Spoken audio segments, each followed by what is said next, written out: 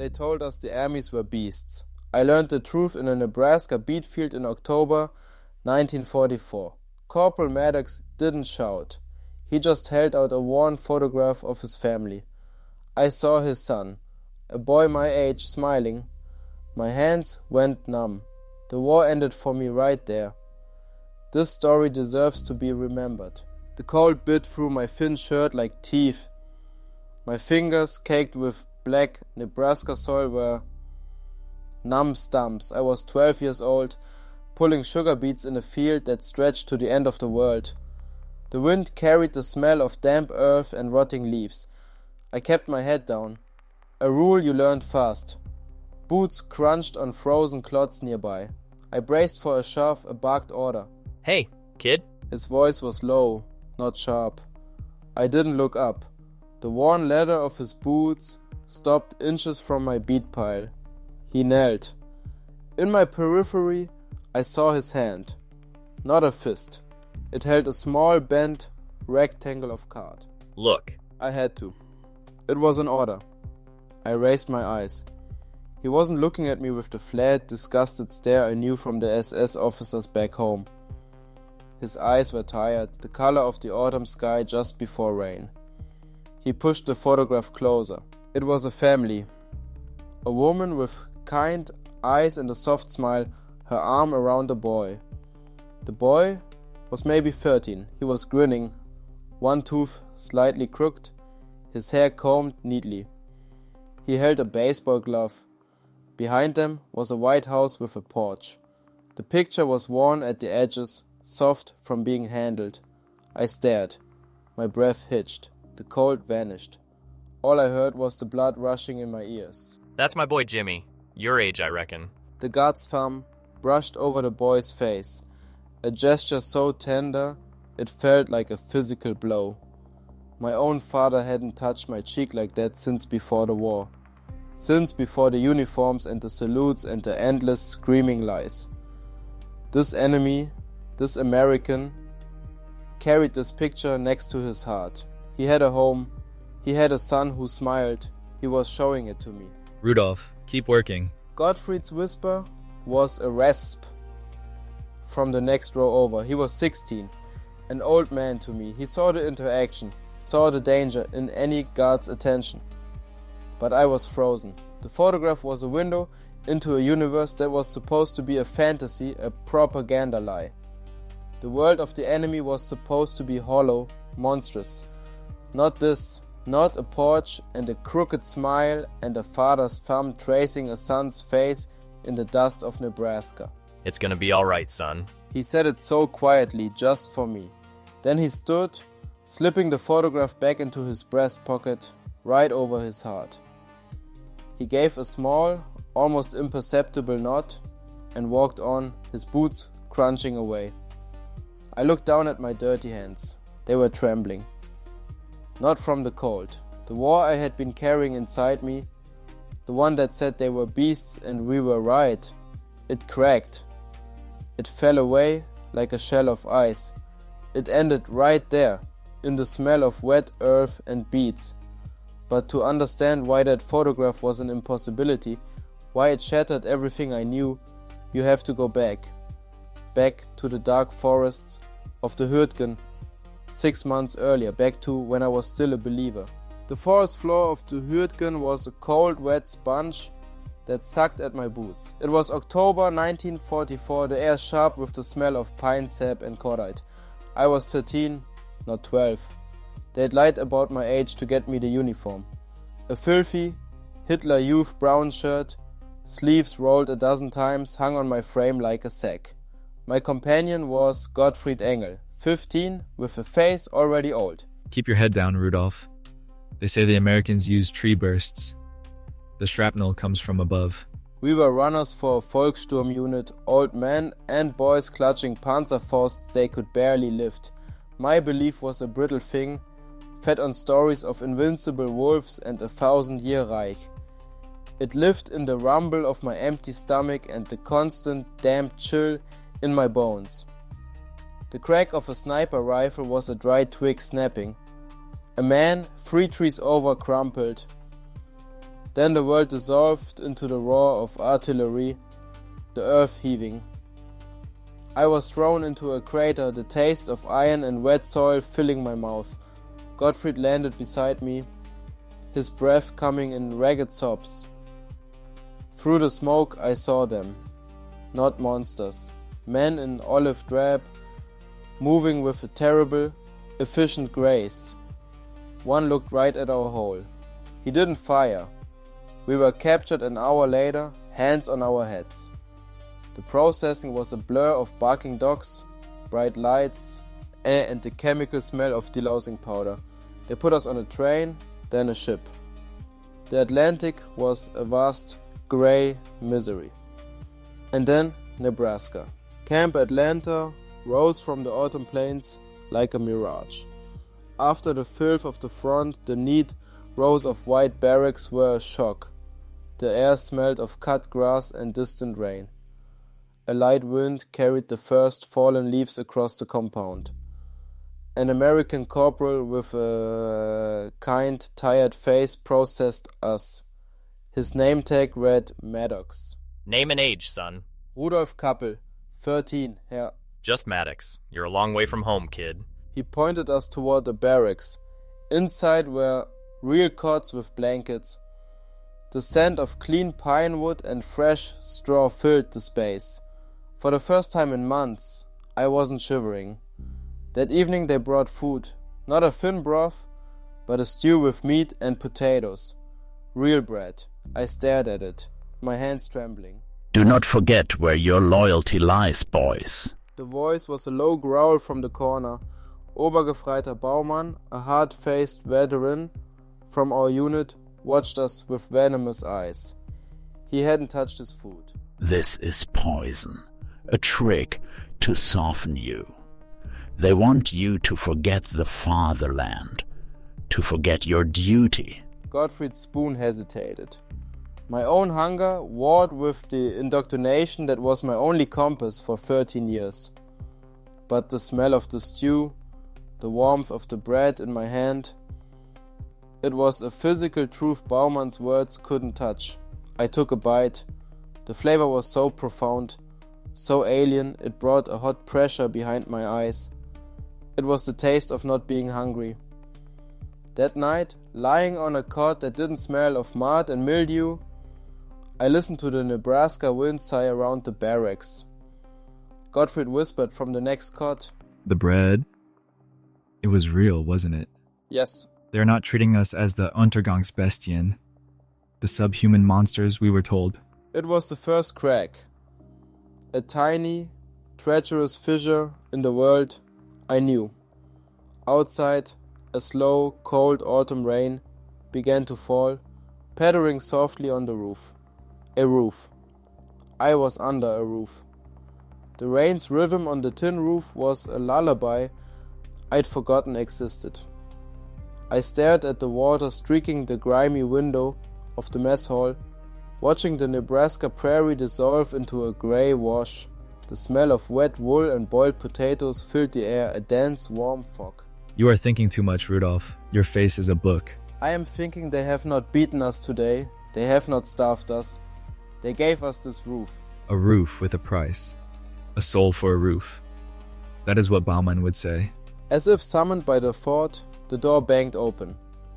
A gust of wet, cold air swept in, carrying the scent of damp earth and the sharp, clean smell of American tobacco. Obergefreiter Baumann stood in the doorway, his uniform dark with rain, his face a thundercloud. His eyes, hard as flint, scanned the room and landed on me. Couple, outside, now. My blood turned to ice water. Gottfried's hand found my arm under the table. A brief, hard squeeze. I stood, my legs wooden.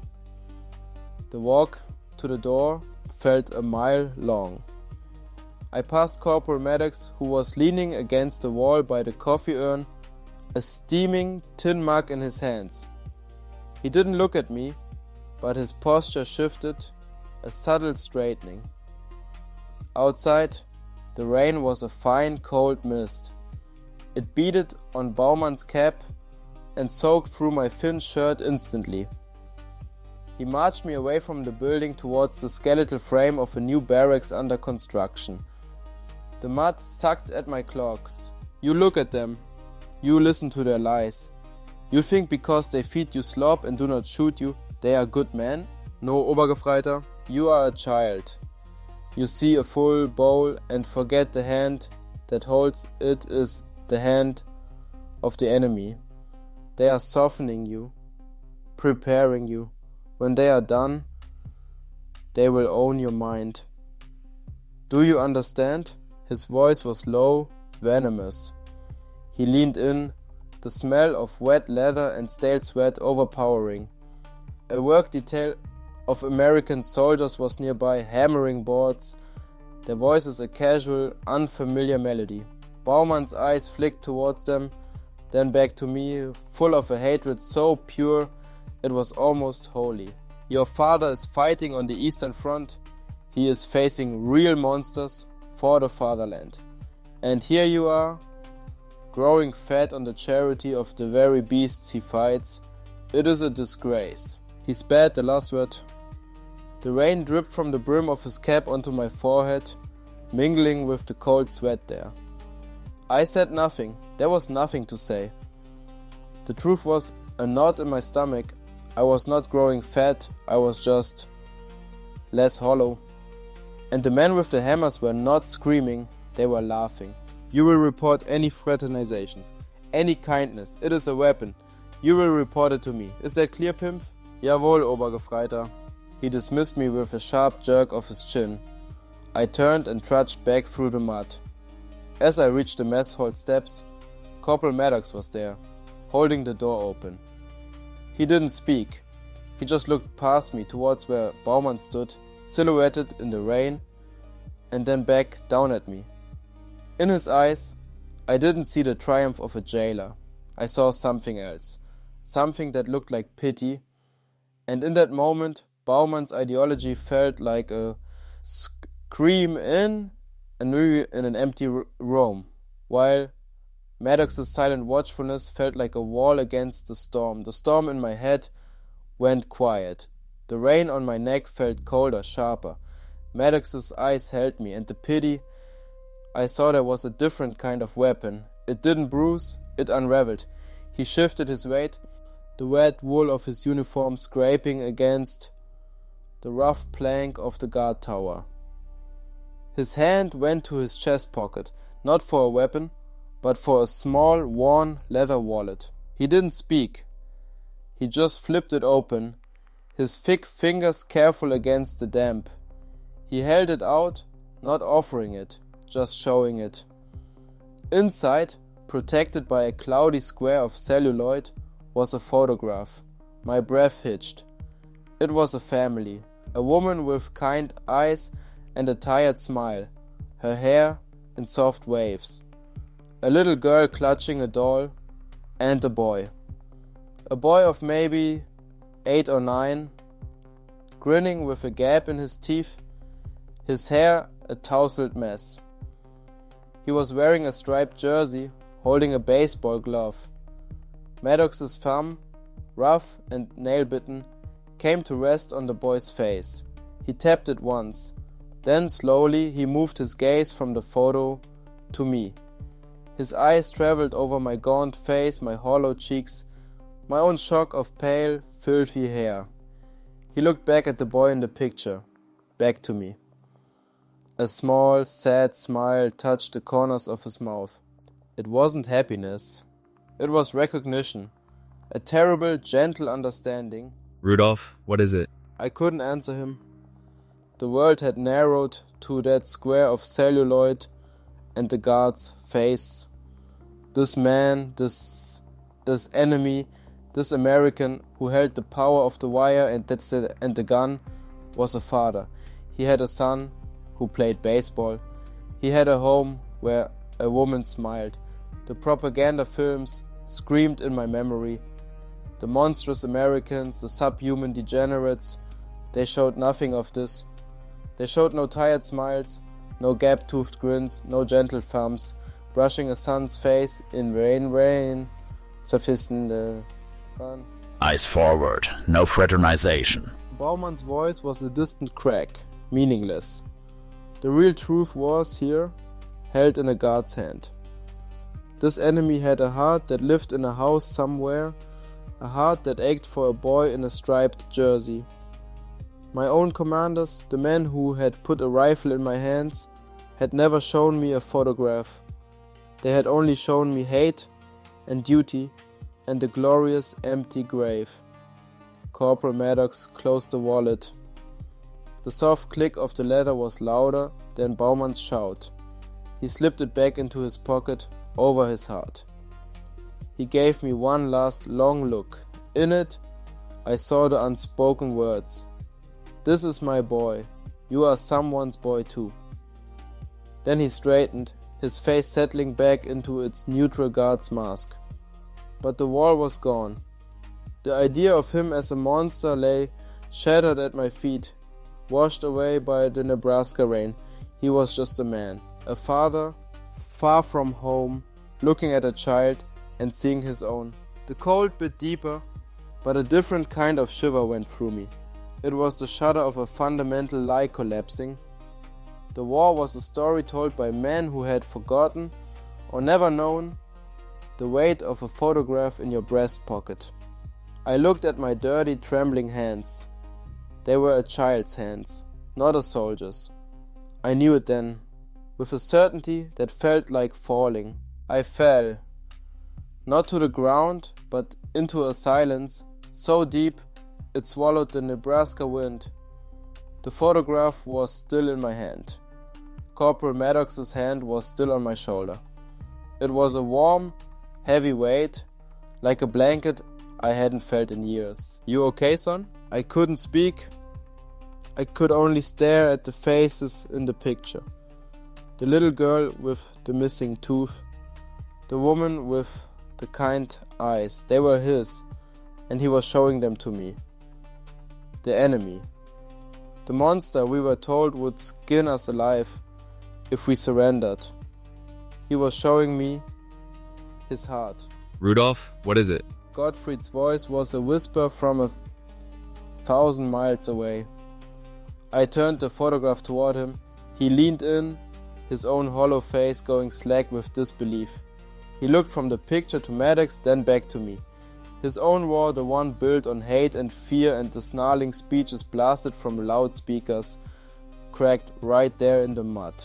They look like my sister. It was the simplest sentence. It broke everything. Maddox didn't gloat. He didn't smile in victory. He just nodded. A sad understanding in his eyes that belonged to a man, not a soldier. He took the photograph back, handling it with a care I'd only seen my mother use with our family Bible. Her name's Annie. My wife Eleanor took that last spring before I shipped out. He slipped it back into his tunic pocket, right over his heart. The gesture was so familiar, so human. My own commanders, the officers with their polished boots and iron crosses, they carried maps and orders. This man carried his family. The rest of that day is a blur of sensation. The taste of the stew they gave us, real meat, potatoes, was so rich it made my stomach ache. The smell of wet wool and damp earth as we were processed into the long, low barracks. The sound was the most profound change. The screaming artillery was gone. The barked German commands were gone.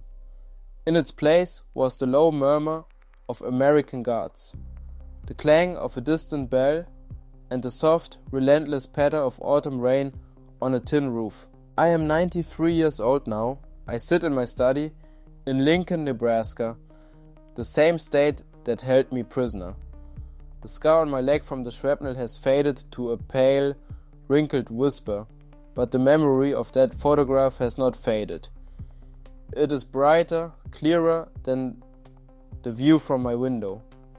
The war ended for the world in 1945, but for me, it ended in late October of 1944 in the mud of Camp Atlanta, when an enemy showed me a picture of his little girl. The lie I had been fed since I could walk, that they were subhuman, that they were savages, dissolved in the face of a father's love. My own father was gone, swallowed by the Eastern Front. The man who sent him there spoke of blood and soil.